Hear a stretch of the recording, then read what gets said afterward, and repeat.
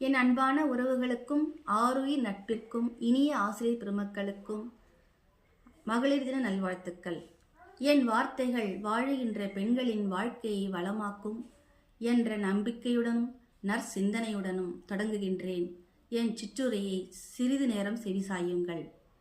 மங்கையராய் பிறப்பதற்கே மாதவம் செய்திடல் வேண்டுமம்மா என்ற வரிகள் மாறிப்போய் பெண் குழந்தைகள் அடுக்கடுக்காய் பிறந்தால் மா பாவம் செய்தவன் என்கின்றனரே.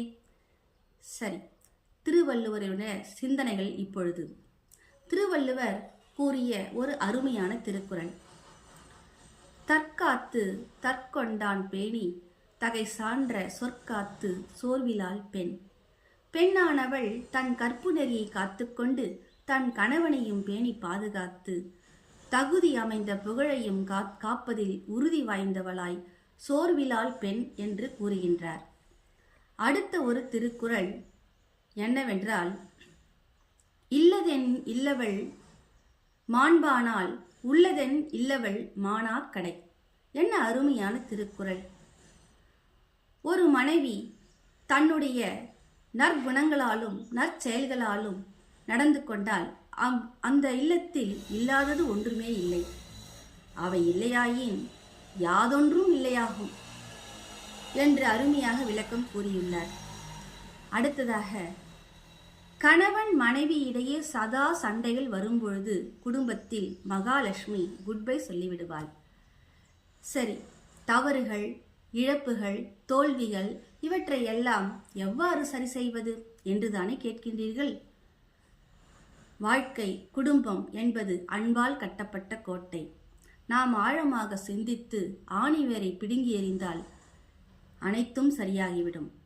உடலில் ஒரு முள் குத்திவிட்டால் அதை எடுக்கும் பொழுது எவ்வளவு வலியும் இரத்தமும் வெளியேறுகின்றது.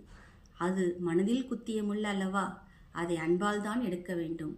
அதற்கு அமைதி, பொறுமை, நம்பிக்கை, விடாமுயற்சி அனைத்துமே தேவை. உலகத்தில் மாற்றம் ஒன்றுதான் மாறாதது. அடுத்ததாக, சுயநலத்துடன் வாழும் பொழுது சொந்தங்கள் விட்டு பிரிந்துவிடும். முறிந்து போன கிளையை ஒட்ட வைக்க முடியாது. அதுபோலத்தான் இந்த உறவுகளும். குழந்தைகள் நம்மை பார்த்து வளர்கின்றனர். நாம் நல்ல விதைகளை விதைக்க வேண்டும். அடுத்ததாக, சமுதாய சிந்தனை.